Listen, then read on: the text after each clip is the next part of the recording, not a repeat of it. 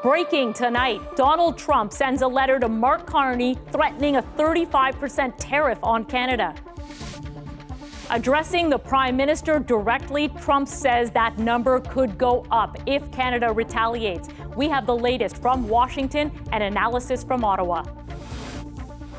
Shock and disbelief in a small Ontario community after police laid charges in a horrific attack on an 8-year-old girl. My heart dropped.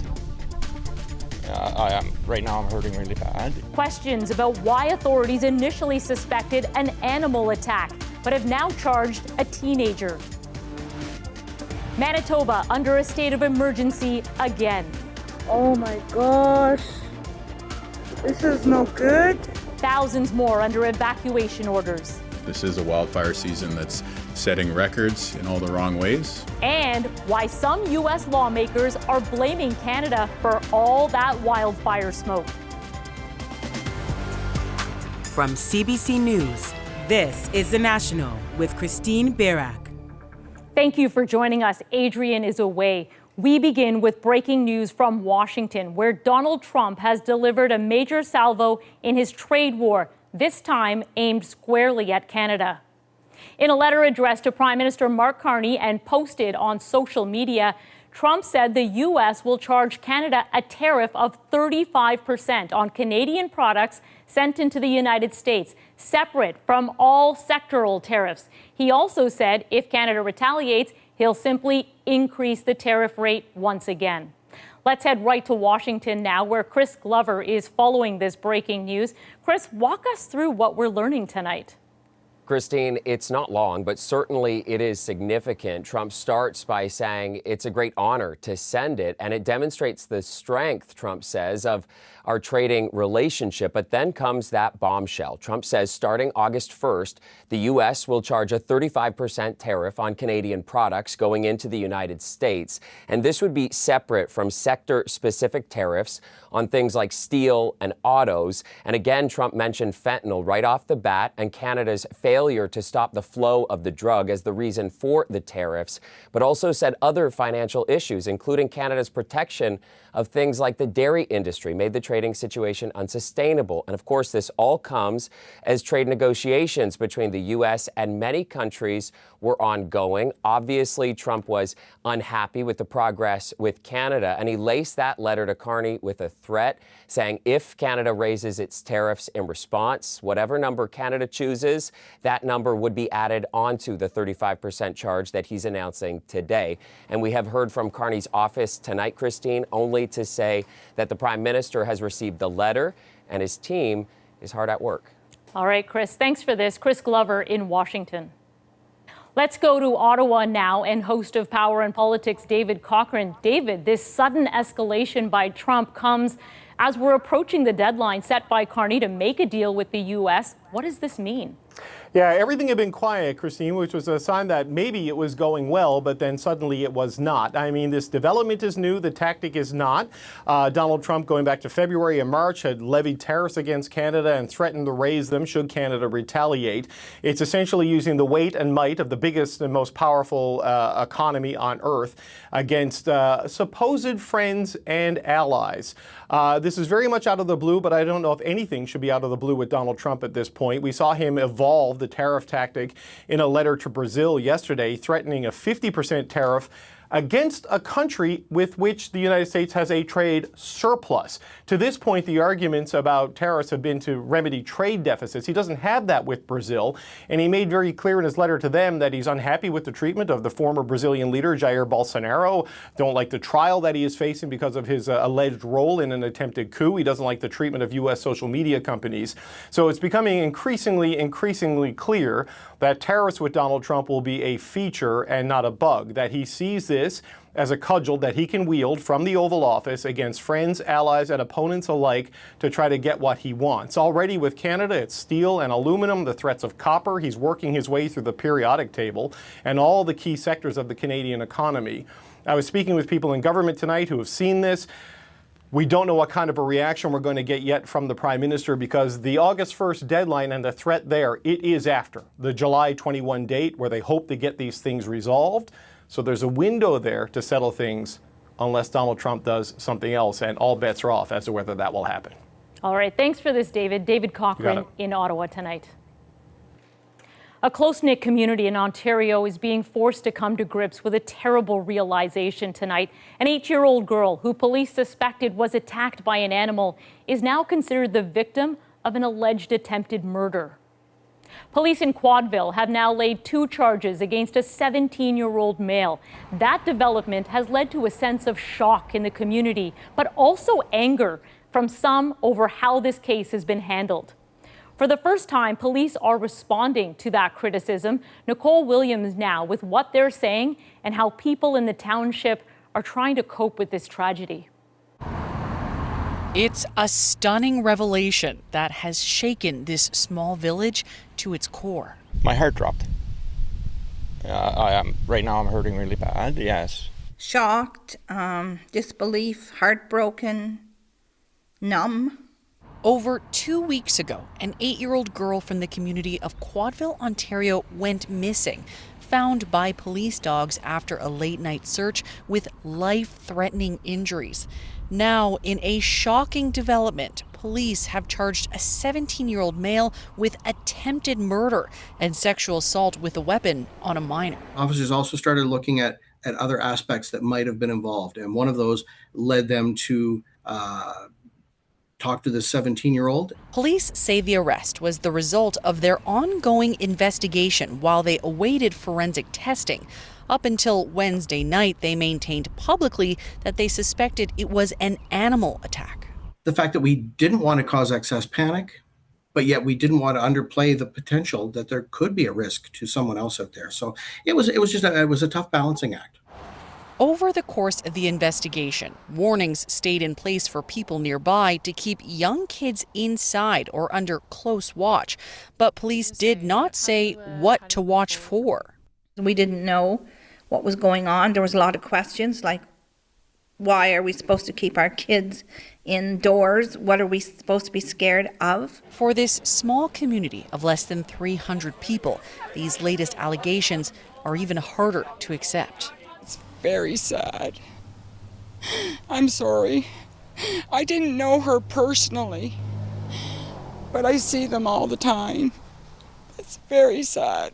Officers are still on the ground throughout the community, knocking on doors and speaking to people. Police are not sharing details about the suspect because he is a minor. The teen is scheduled to appear in court next week. And Nicole, there are still many questions coming from the community even after that arrest. That's right, including what information police did or did not share. And police do say they're going to handle that head on. They're going to be hosting a town hall here on Saturday where they'll take questions from community members about the investigation and about exactly what happened here over the last 2 weeks. All right, thanks for this, Nicole. Nicole Williams in Quadeville. Police in Surrey, BC are investigating tonight after someone opened fire on a local cafe owned by a well-known Indian comedian. Kapil Sharma's Cap Cafe only recently opened for business. Jessica Chung shows us the shocking video police are now looking at. From the point of view of the shooter, video posted online appears to show someone firing into a cafe in Surrey, BC. In daylight, bullet holes pepper the storefront. Police say the violence here just before 2 a.m. happened while staff were still inside. No one was injured, and police say a motive has yet to be determined. It's very brazen. We don't know if the shooter even knew there were people inside, but regardless, anytime shots are fired, whether it's one or more than one, it puts people in danger. The cafe is owned by prominent Indian actor and comedian Kapil Sharma. It opened just days ago. There are reports in Indian media that a Khalistani separatist leader has claimed responsibility for the shooting. Police have not confirmed this, but say they are not ruling out any motive. There's nothing at this time that points it to being purely political or extortion related. Again, we have to let the evidence guide the investigation. The incident is reminiscent of a shooting on Vancouver Island last September that targeted the home of Indo-Canadian musician A.P. Dillon. 2 men in their 20s were arrested. India media said the attack was perpetrated by gangs and related to his fame. this latest shooting rattling neighbors. I have been there once as well, just a few days ago, and then, yeah, this news is just very disappointing. I thought it's a very quiet place to near my work, but these scenes happens, so it's very hard to live over here. The police tape is all gone, but the bullet holes still remain as a reminder of the violence. Now, police suspect that there are more witnesses and dash cam video of the incident. They're urging anyone that saw or recorded what happened to contact them. Jessica Chung, CBC News, Surrey. Manitoba is once again under a provincial state of emergency tonight. Wildfires are forcing thousands more people out of their homes. Residents are being airlifted out of Garden Hill First Nation in northern Manitoba near the Ontario border. Further west, residents of Snow Lake have also been ordered out as wildfires bear down. For that province, this is now the worst wildfire season on record. As Cameron McIntosh explains, with so many people on the move, finding shelter for everyone in need is a major challenge. Oh my gosh. This is no good. Flames started reaching over the treetops in the day. By night, oh no. This wildfire reached the edges of Garden Hill First Nation, forcing a rapid evacuation, requiring the Royal Canadian Air Force to help in an airlift, along with commercial aircraft to begin moving about 4,000 people. Evacuees arriving in Winnipeg, Dashiell Fiddler is anxious. It's either my house is going to be still standing, or it's going to be gone. Meanwhile, this fire has another 1,000 people leaving the town of Snow Lake, under evacuation order for a second time in just weeks. At 12:01 p.m. today, we declared a provincial state of emergency. Manitoba's premier again declaring a state of emergency to secure accommodations for new evacuees, saying Winnipeg's convention centre will be set up to house up to 7,000 people. About 6,600 people are still displaced by earlier fires. Hotel rooms are scarce. We're pretty much maxed out at capacity there in terms of what we can access in the next few days. Firefighters were making progress over the last couple of weeks. Lightning in recent days across Manitoba's extremely dry central and northern regions sparked new fires. About 1 million hectares or 10,000 square kilometers has burned so far this year. So what we're looking at is somewhere in the neighborhood of nearly 11 times the 20-year average. Dwayne Chernoby captured these videos of the fire in Garden Hill and efforts to contain it. He's still in the community helping with the evacuation. When it's getting that close, you move people out, I guess. You know, you have to do what you have to do. You can't be assuming that it isn't going to come and then all of a sudden it turns. Evacuees will continue to arrive here in Winnipeg over the next few days. Manitoba's already record fire season, now on its second surge. Cameron McIntosh, CBC News, Winnipeg. In Texas tonight, the death toll from that devastating flood is increasing yet again. Officials now say at least 120 people have been killed, but they're still deflecting questions about changes to safety protocol. We are aware, we've been very weather alert throughout the entirety of this. Across the state, over 160 people are still missing. More than 2,000 responders have been deployed. While the water is receding, allow some rescuers to gain better access. In most areas, the search is still incredibly difficult, often requiring heavy machinery. Katie Nicholson is in Texas again for us tonight. And Katie, I understand you're in an active search zone. Yeah, we were just a little further up the Guadalupe River, and that's where there's teams of little tractors going down into massive debris piles where there's a bend in the river. In some cases, they're as much as 5 meters high. And what they're doing is taking little chunks out and moving that sort of up and looking underneath all of these areas where they didn't have access before. As the waters recede, they're starting to be able to get in there and look for more of the missing. They also are working with cadaver dogs, walking up and down the riverbank, looking for places where there could possibly be remains. All of this in an effort to reunite people, bring some of these bodies back home, give families closure. Katie, it sounds like so much of this effort is being undertaken by volunteers. What are they telling you? They really want to take part in this because everyone who lives in flash flood alleys is aware next time it could be them. I talked to Stone Wooten. He's one of the guys that was driving the tractors up and down. He said he's been working alongside people who have lost family members. Though the river took them in this catastrophe, the river can't have them. I think that's what you're seeing here. The efforts here are, no, we're going to take them out of the river and we're going to give those family closures because that's what they need right now. President Donald Trump will visit the area tomorrow. He's going to do an aerial tour. He is expected to get a warm welcome. He won the popular vote in Kerrville, one of the hardest hit areas, by 75% in the election. But he also talked about wanting to phase out FEMA at the end of this hurricane season, a sentiment that may not go over well with everybody in this disaster zone. Thanks for this, Katie. Katie Nicholson in Comfort, Texas tonight. Fear is gripping Kyiv tonight in the wake of another deadly drone attack, part of Russia's dramatic escalation of the war in recent days. As Briar Stewart shows us, it comes as international leaders pledge money towards rebuilding Ukraine. As the drones darted through the skies over Kyiv, Natalia Ivanova recorded this video. With the shelter crowded, the 28-year-old thought it would be safer on the streets than in her apartment. She and others listened to the sound of air defense systems. Then the drones got louder. And someone shouted, "Get down."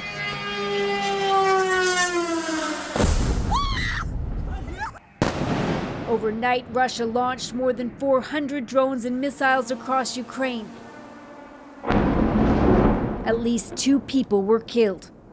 So what's it like now hearing these drones night after night? People are going to the bomb shelters now, she said. More people are worried about their lives. She says the drone attacks used to last a few hours, but now last all night. Russia isn't just launching more drones, but Ukraine's president says it's also making them deadlier. These drones have been heavily upgraded to cause more destruction and to be harder to shoot down. Volodymyr Zelensky was in Rome, joined by other world leaders for an international conference. The country's allies have pledged more than $15 billion to help rebuild Ukraine. Part of the meeting included a virtual call involving members of the so-called Coalition of the Willing. The group would support Ukraine if there is a ceasefire. The U.S. participated in the meeting for the first time. And there are indications that President Donald Trump is losing patience with the seemingly stalled peace talks. The president's been pretty clear. He's disappointed and frustrated that there's not been more flexibility on the Russian side to bring about an end to this conflict. Zelensky says he's been given positive signals from the U.S. about the shipment of more weapons. Kyiv is looking for more air defense systems to try and better protect the country's cities, now under intensifying attacks. Briar Stewart, CBC News, London. The federal NDP says it will choose a new leader next March. The race will officially begin in September. The entry fee will be $100,000. That's way up from the last race 8 years ago, but still far less than the Liberals and Conservatives have required. The Canadian boycott of all things American remains strong. I'm shopping local as much as I can. I have no plans in the next few years to go to the U.S. How the shift in consumer spending is boosting local business next. Plus, why are investors calling Trump a taco? Taco man. Yeah, so it turned into a thing. Andrew Chang breaks down what's fueling the meme-worthy nickname. And later, a loving tribute for Terry Fox. You did it! The moment the brother of a Canadian hero completes his own marathon of hope. We're back in 2.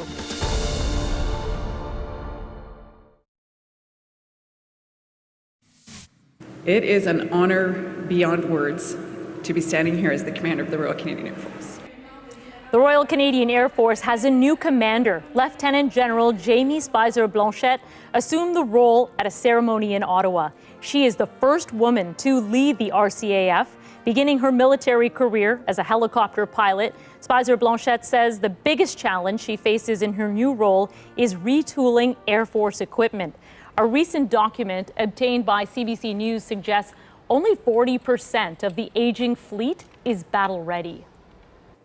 Canadians' displeasure with our neighbors to the south shows no signs of easing off. New data tonight shows consumers continuing to buy Canadian and traveling less to the U.S. Sophia Harris now on why the U.S. boycott has so much staying power. Here you go. It's shaping up to be a record sales year at this Ottawa gift shop, where almost every item is entirely made in Canada. Hot sellers include patriotic chocolate bars. It's been really popular. And this elbows up t-shirt. It's really just a classic shirt you might want to wear out and about.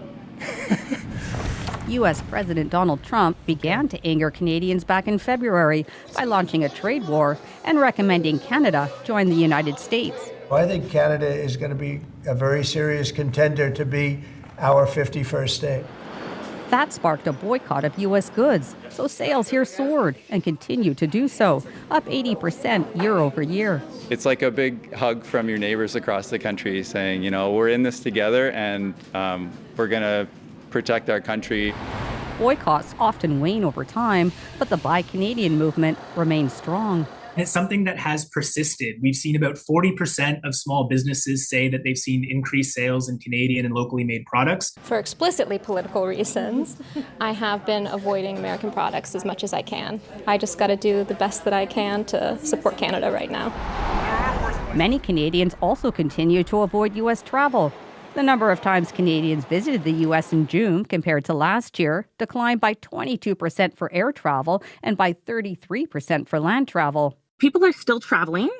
We're just seeing less people traveling to the U.S. and more people traveling to places like Europe. Part of the reasons why boycotts can be sustained is media attention. This marketing professor says the boycott largely lives on because Trump is constantly in the news. Canada is a very tough country to deal with. It's got some staying power. When Trump calls us the 51st state as a deliberate insult, it is amplified on social media. And so he's actually keeping it top of mind. He's keeping the boycott going. The question now, just how long will the U.S. boycott last? The answer may be up to Trump. Sophia Harris, CBC News, Toronto.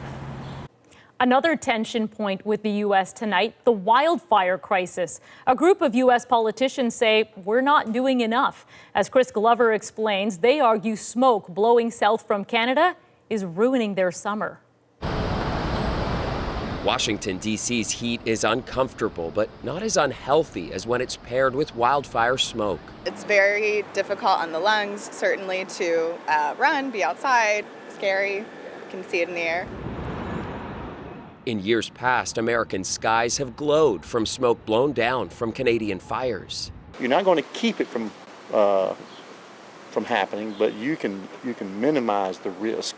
So yeah, if there's some blame, maybe you need to look at cleaning out your own tent. 6 U.S. lawmakers are pointing the finger north in a letter to Canada's ambassador, calling out suffocating wildfire smoke, blaming the country's lack of forest management. None would speak to CBC News about it, but Manitoba's premier had a lot to say as he declared a wildfire state of emergency. This is what turns people off from politics, is when you got a group of Congress people trying to trivialize and make hay out of a wildfire season where we've lost lives in our province.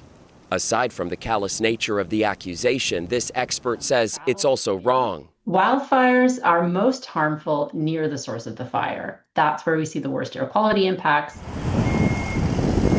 And regardless of where they start, she says climate change caused by burning fossil fuels needs to be the focus. I rise today for the 300th time with my trusty, increasingly battered Time to Wake Up chart. This Democratic senator has been trying to end U.S. reliance on fossil fuels for years. We have badly let down our people with the failure in Congress to do anything significant. Now, this new complaint from the 6 Republican politicians follows last month's agreement from G7 leaders to cooperate on wildfire prevention, something experts say is crucial as the threat of fire only increases.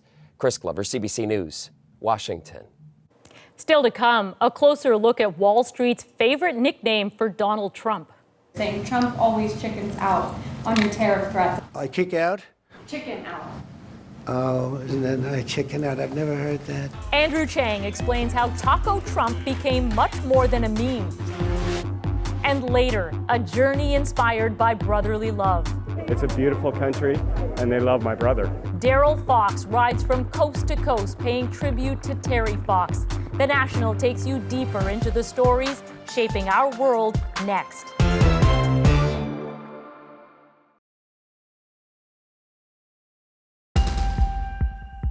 Why Canada's worker shortage turned into a job desert for new grads. I've applied for maybe 400 or 500 plus jobs.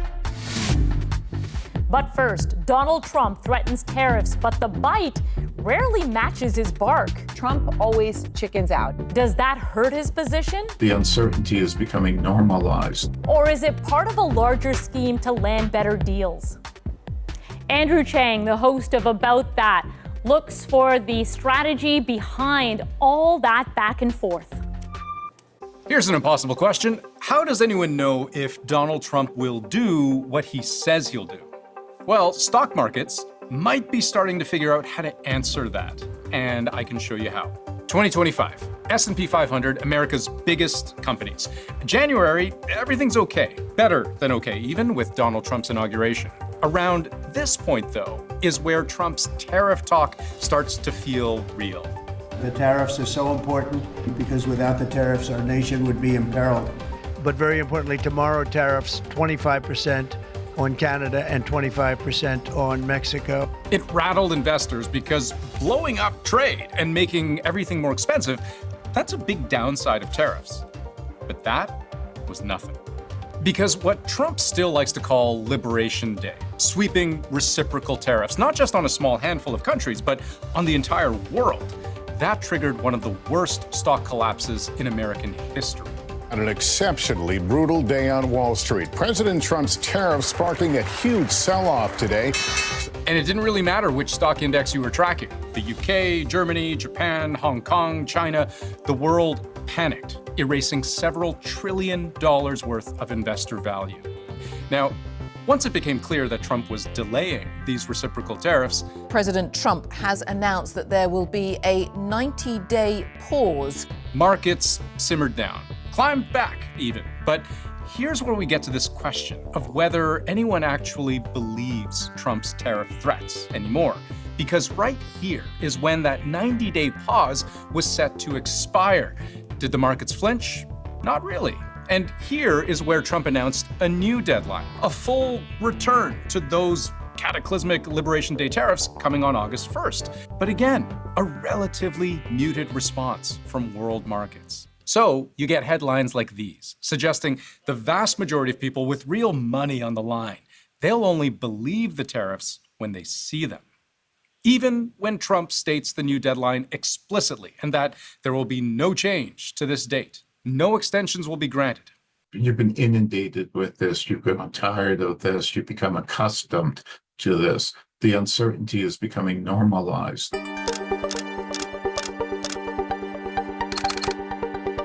It's hard to know how to interpret Trump's deadlines because he sets and then delays them all the time. 25% on Mexico and Canada. President Trump's tariffs against Canada will now be put on hold. On the tariffs, is there any room left for Canada and Mexico to make a deal before midnight? And should we expect those Chinese tariffs, the extra 10%, to take effect No room tomorrow? left for Mexico or for Canada. No, the tariffs, they're all set. They go into effect tomorrow. The White House is easing up on some of the tariffs it imposed on Canada and Mexico, giving the big three U.S. automakers a 1-month exemption. And we don't need to belabor the point that the much vaunted Liberation Day tariffs were almost entirely postponed, apart from a 10% base rate applied worldwide, and then now delayed again from July 9th to August 1st. But even this newer, firm deadline isn't necessarily going to hold for everyone.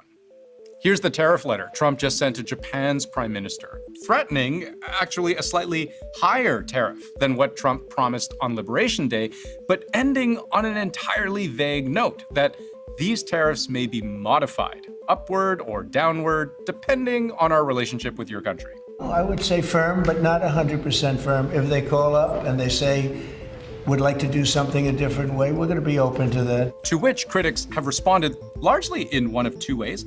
Either to say, Well, of course none of this is 100% firm. None of it ever was, because it was never realistic to think that the U.S. could negotiate even a single trade deal in a matter of weeks, never mind holding talks with the whole world. There's a difference between agreements that kick the can and agreements that actually solve problems. Usually these trade deals are hundreds of pages long, they're very detailed, and they take years to hash out. But the other reaction has been to say, I guess every day is Taco Tuesday? Trump always chickens out. It is an acronym that today got a lot of talk on Wall Street. Mr. President, Wall Street analysts have coined a new term called the taco trade. They're saying Trump always chickens out on your tariff threats, and that's why markets are higher this week. What's your response to that? I kick out? Chicken out. Oh, isn't that nice? Chicken out. I've never heard that. Taco Man. Yeah, so it turned into a thing. There's even a Wikipedia page about it. And what has reinforced this notion that Trump frequently backs down from his most extreme policies, and why stock markets appear to believe that there's no reason to freak out, is that the bar for what qualifies as a deal that pushes Trump off his hardest positions is lower than you'd think. The president's phone, I can tell you, rings off the hook from world leaders all the time who are begging him to come to a deal.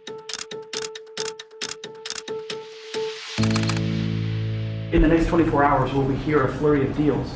Yeah, we have a lot of them going out, but the deals are mostly my deal to them. So I'll be honest, I don't really know how to interpret Trump's comment here, because it sounds like he's saying he thinks of basically anything he does to another country as being a kind of deal with that country. The deals are mostly my deal to them. But even the specific deals that he has reached that have led to the U.S. backing down on some of its tariffs, well, for starters, there are only two right now, one with the UK and one with Vietnam.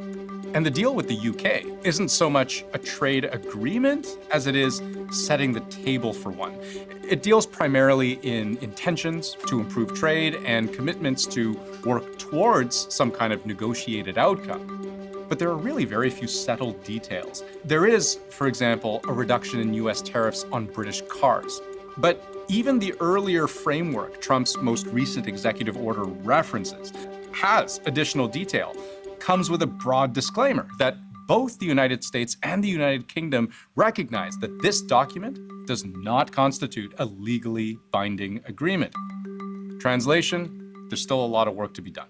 The UK agreement only made concessions on a handful of items, and it was essentially an agreement to talk about those items. So if you define a deal as winnowing down a large complex relationship to a few key items and agreeing to talk about those items in the future, saying we intend to try and get the tariff down to X% in the future, then yes. And the only real evidence we have right now of a deal with Vietnam is this post on Truth Social, where Trump simply says that he's just made a trade deal with Vietnam involving 20% US tariffs on incoming Vietnamese goods in exchange for total access to Vietnamese markets, which Trump claims will mean zero tariffs on US goods.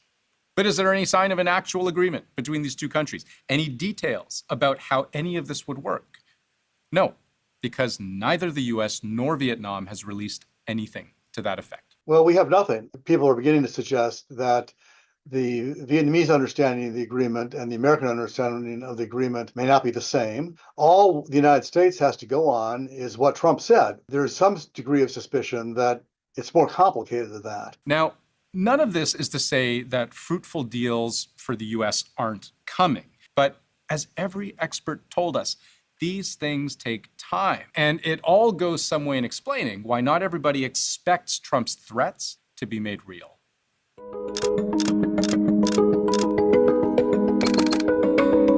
Now, it's important to make room for what Trump claims is actually just how you get deals done. Like how, yes, he paused his sweeping Liberation Day tariffs, but really to be able to continue using them as a threat, which is leverage. We have an end date of July 9th. You call that chickening out? Now, okay, we know now that July 9th wasn't exactly a hard end date, since extended to August 1st, but the point stands. What critics call chickening out could actually be the opposite, which is applying pressure. It's called negotiation. You set a number. And if you go down, if I set a number at a ridiculous high number and I go down a little bit, a little bit. So we know from negotiation research, right, that anchoring is powerfully successful in shifting where outcomes happen. And in that sense, we can maybe credit President Trump. He prepares the public, his counterparty that he negotiates with, the entire world, for the maximalist position so that he can actually get through the public and the counterparty, something that in a previous negotiating period or in previous time would have been seen as really, really difficult to achieve. So maybe this is just what putting the screws to someone looks like. It keeps trade partners or rivals off balance. It reminds them constantly and perpetually of how close to trade oblivion they are if they fail to appease the United States. And let's not forget, many of Trump's tariffs do stick. Canada, for example, still faces sectoral tariffs of up to 50% on cars, steel, and aluminum. And combined with tariffs to come, Trump's Treasury Secretary believes they will raise more than $300 billion just by the end of this year.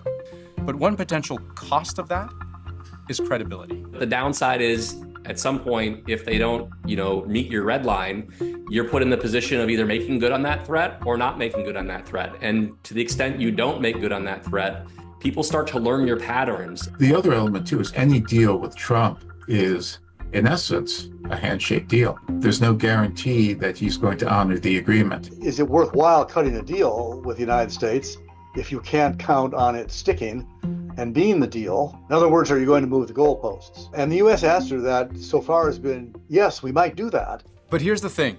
While this does create a whole heck of a lot of uncertainty for anyone trying to navigate a very volatile trade universe, Trump is managing to do something very unusual. He is resurrecting his most maximalist and punishing trade policy, the threat of astronomical tariffs, but apparently, at least for now, without inciting the kind of market panic that occurred the last time. What was extreme just a couple of months ago elicits hardly any reaction at all today. That's a magic trick no other US president in recent memory has pulled off. And earlier, we told you about Trump's latest surprise tariff plan for Canadian goods. Whether they land as threatened or at all is very hard to say. Still to come, many new grads are struggling to get work. Basically, everybody else I know who's graduated is unemployed. Why the job market has taken a turn for Generation Z.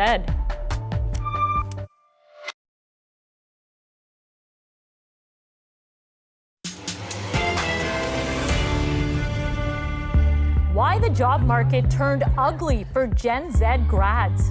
When businesses have uncertainty, they sometimes will pause hiring. A number of forces are at play. How hope endures despite the stats. Paula Duhatchuk gives us a second look at how prospects became so scarce for a generation eager to work. These university grads will have to deal with one of the worst job markets in years. Man, the economy, man, it's hard. Have you tried looking for a job? I have. It's bleak. Basically, everybody else I know who's graduated is unemployed. It's always tough to find that first job out of school, but for Gen Z, it's even harder. It is disheartening, but at the same time, it is because of the market. It's not really me that may be the issue. But hold on a sec. Just a few years ago, all anyone could talk about was how hard it was to find workers. Canada is in the middle of a huge labor shortage. Some workers in this country are in high demand right now, and they are reaping the benefits. The greatest economic challenge that we're facing in Ontario is the labor shortage. So, a huge shift in the labor market. Let's break down what happened and what it could mean for a whole generation of Canadians. I've applied for maybe 400 or 500 plus jobs. Divyan Varnakumaran is graduating with a degree in electrical engineering. He's already applied for hundreds of jobs, but so far, no luck. For something that you only need like 0 to 1 years of experience, they're like, oh, we found a couple more people that were more experienced. How does that make sense? It might not make him feel any better, but he does have plenty of company. The unemployment rate for university, college, and trades grads who are under 25 is just over 11%. If we don't count the pandemic, that's the highest it's been since the late 90s. It's a big change from just a few years ago. Businesses were scrambling to fill jobs and workers were in high demand. It was really high coming out of the pandemic, which probably was never going to last. Eventually, he says, those businesses did manage to find staff, or they just got used to doing without them. And then following that, the interest rate hikes that the Bank of Canada put into meant to slow that inflation down. That probably also slowed overall economic conditions with impacts on hiring appetite. Then, of course, Donald Trump returned to the White House, and we all know what happened after that. The president will be implementing tomorrow a 25% tariffs. And now the trade war is officially on with the retaliation by China.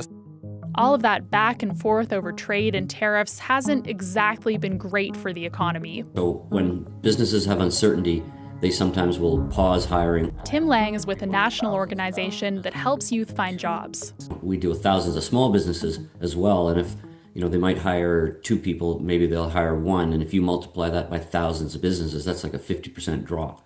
Not only are employers more cautious about hiring, there's also lots of competition for jobs that are available. In recent years, the population of young people has been growing even faster than the rest of the population, partly because of the rise in non-permanent residents. The surge in job seekers coming from abroad at a time when the economic situation has been softening has been sort of like 2 trends that together have created a weaker environment.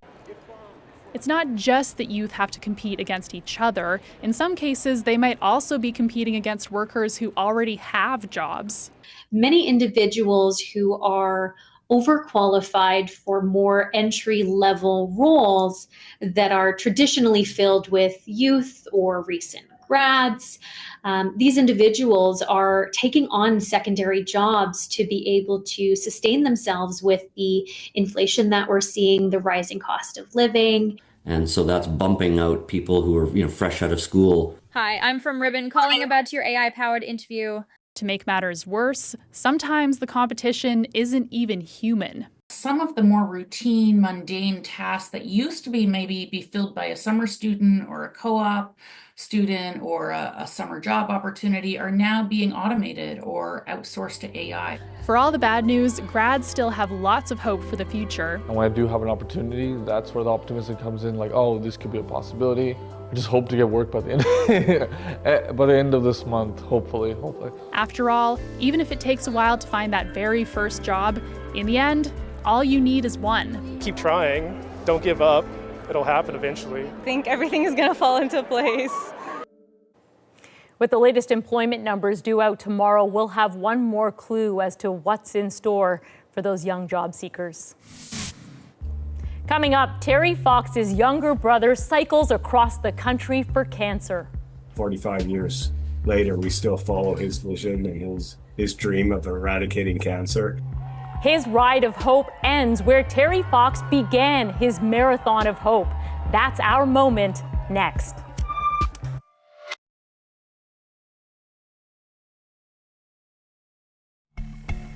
You're looking at an emotional Daryl Fox, Terry Fox's younger brother, who just completed his national ride of hope in St. John's, Newfoundland. The exact place Terry Fox began his marathon of hope 45 years ago. Daryl set out to raise $1 million for cancer research, following in his brother's footsteps. Tonight, his emotional journey across Canada is our moment. This year, we're celebrating the 45th anniversary of the Marathon of Hope, so we decided to ride across the country. So it started on June 9th. We've been averaging 220 kilometers every day for the last 32 days. Having this gift of being Terry Fox's brother, I'm aware of how Canadians love my brother. This was next level. I've met with so many family members and those who were Terry's age or around Terry's age who are alive today because of the investment in cancer research. So that makes it all worthwhile for me. We were able to raise $1.1 million. Getting by Thunder Bay, where Terry had to stop running in 1980, that was a sign that Terry said it was it was good. It was okay for you to keep going. 45 years later, we still follow his vision and his dream of eradicating cancer. Terry said in 1980, the Marathon of Hope better continue without me. The ride is over, but we're not done. What a moment. There were 8 national riders, all with a personal or family cancer story.